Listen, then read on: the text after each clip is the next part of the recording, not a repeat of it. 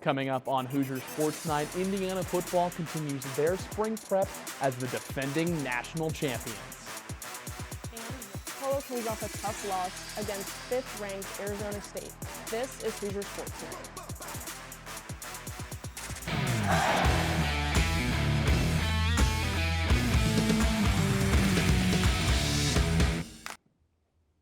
Hello and welcome to Hoosier Sports Night. I'm Oliver Carr. And I'm Lily Newman. Lily, there's a lot to be excited for. The weather's warming up. That's going on in the world of Indiana athletics. What excites you the most about this? Definitely the warm weather. You know, I love to tan. I love to be outside. It's just like better with a matcha in my hand. Absolutely. Well, I'm personally excited for Indiana baseball because after Indiana baseball fell last week to Evansville, they battled for a series win against Rutgers this past weekend. IUSTV sports reporter Maura White has the story. Indiana baseball started off swinging in their Friday game against Rutgers. The Hoosiers put up 3 home runs by sophomore first baseman Jake Hanley, sophomore third baseman Will Moore, and sophomore outfielder Hogan Denny, bringing in 7 runs. Indiana would shut out the Scarlet Knights with an impressive pitching combination of graduate student Tony Newbeck and redshirt junior Jacob Vogel. The Hoosiers took the first game 11-0. It's a huge deal for the weekend. It's a huge deal for the weekend. You know, we went with Vogie. It just felt like we just needed to be clean. Let's just finish it. No funny business. Finish the game. So hopefully Jake can be back up on Sunday for us. He's been great. On Saturday, Rutgers took the first run of the game with a sacrifice fly from senior catcher Matt Chattel. Indiana would quickly answer that when sophomore outfielder Caleb Koski hit a 2-run homer in the first. Sophomore shortstop Cooper Malamizian continued the Hoosier hitting streak with a sacrifice fly, with Koski putting 2 more in with a double. Rutgers caught up with a solo home run, a double, and a 3-run homer to overtake the Hoosiers 9-5. Hanley tried to get something going in the bottom of the 9th with a solo home run, but the Hoosiers were unable to capitalize, and the Scarlet Knights took the second game 9-6. With a shutout win on Friday and a late-inning loss on Saturday, Indiana baseball needed a strong performance on Sunday to take the series against Rutgers.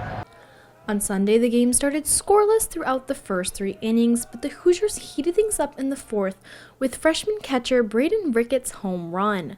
They continued on their scoring streak with a Hanley double that brought in Denny, a Koski groundout RBI, and 3 more in from hits by Moore and Denny. Rutgers tried to strike back, but were only able to get in 2 runs in the top of the 7th. Indiana finished out the game with Moore scoring on a wild pitch to end Sunday's contest 8-2. This gave Indiana a much-needed Big Ten series win. The Hoosiers will stay at Bart Kaufman Field to take on the Ball State Cardinals on Tuesday. For IUSTV Sports, I'm Maura White. Indiana baseball took on the Ball State Cardinals on Tuesday here in Bloomington. IUSTV's very own Ethan Bonner is in the studio with the highlights.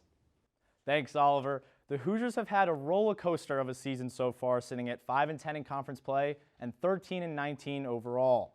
Their most recent game was an exciting Tuesday night game against Ball State. The cold didn't stop either team from scoring early.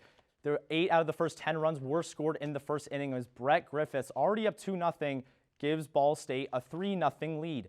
Indiana responded right back, already down 4-0. Caleb Koski drilled deep left center field and lost your footing, ground rule double. The lead cut down to 1. But that's not all. Cole Decker right after hits one into center field, tying the game up at 4. Then we shift from day to the night. It's the same game, just 6 innings later. Landon Fry breaking up the tie, little chopper down the left field line, and he scores Jake Hanley off a throwing error. And then for the insurance run, right to right field, and that gives the Hoosiers a 6-4 lead. They were able to hold off the Cardinals, and they won the game 6-4. But that wasn't the only highlights of the night. Our very own Henry Thuss threw out the first pitch.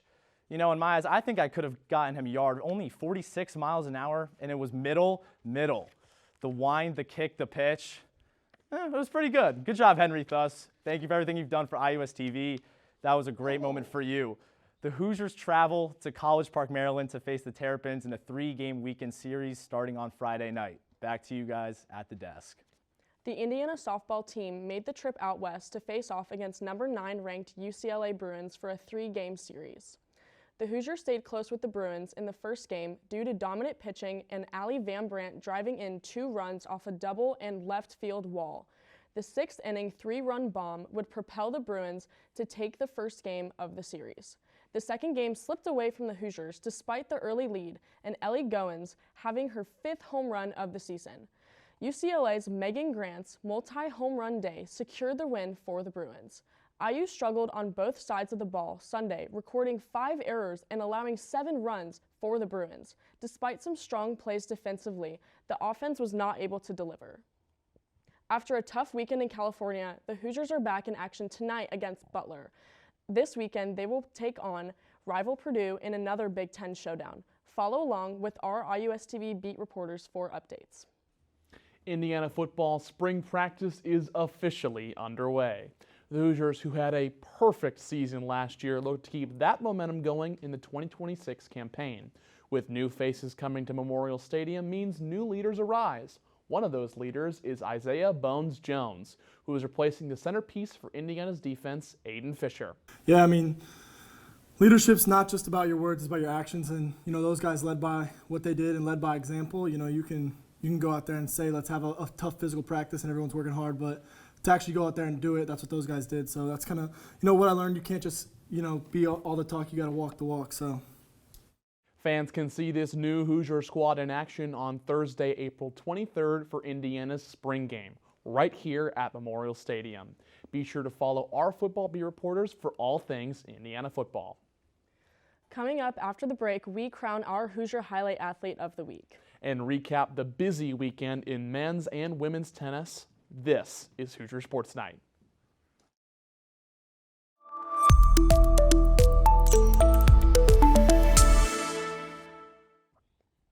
Welcome back to Hoosier Sports Night. Now joining us in the studio for this week's Hoosier Highlight is our very own Tommy Fox. Tommy? Thanks, guys. Indiana men's baseball continued its strong start to the Big Ten play this week and leading the way for sophomore infielder Jake Hanley.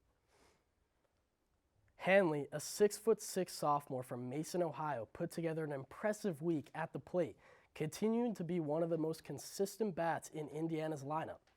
In the Hoosiers' midweek win over Ball State, Hanley recorded 2 hits, including a double, while crossing the plate twice to help power the offense.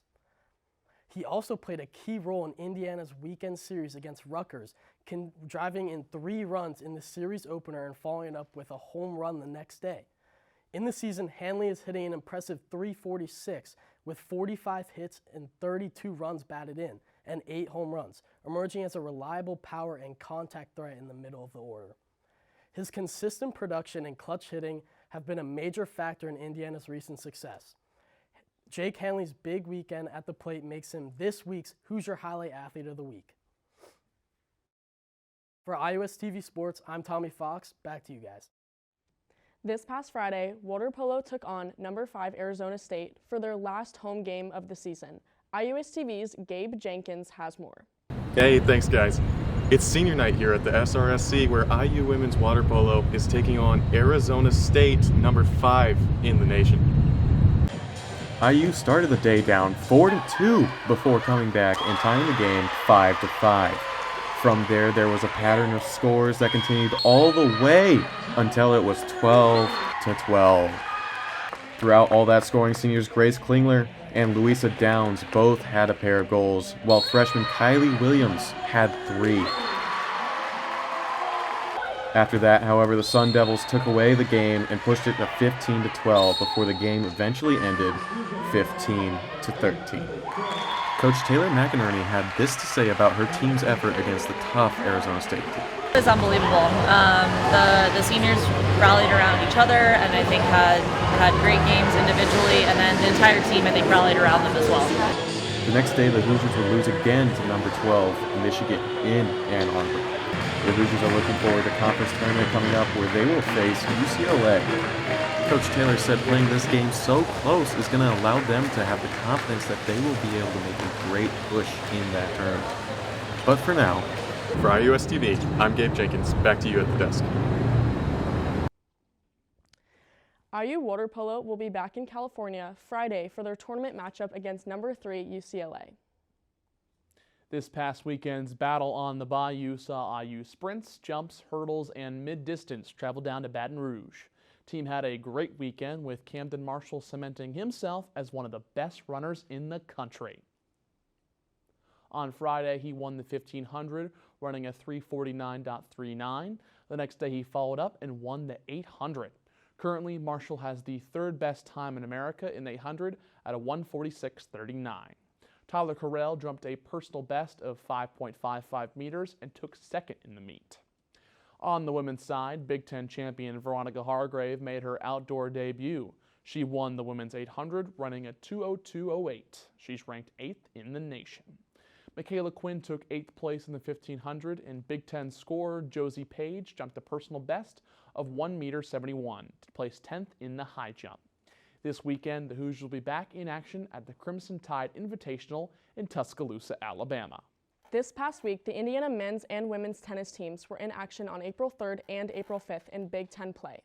The Hoosiers faced tough competition on the road, with the women picking up a win and the men battling in a pair of close matches.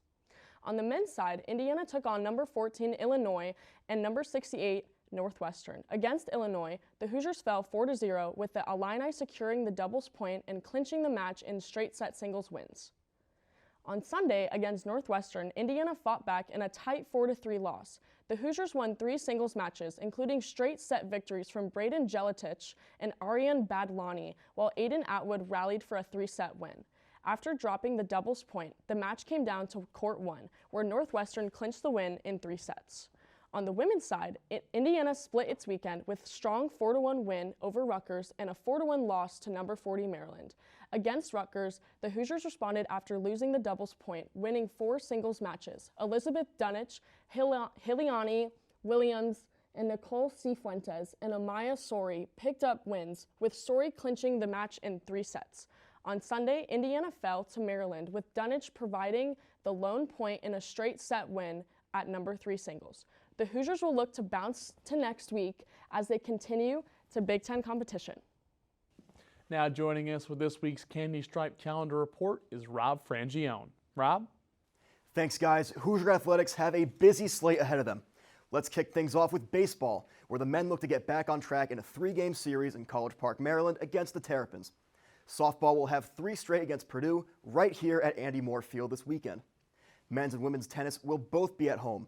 The men face off against Wisconsin on Friday ahead of Nebraska on Sunday.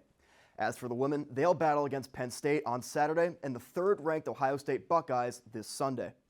Men's golf will be in Columbus, Ohio for the weekend as they compete in the Robert Kepler Intercollegiate.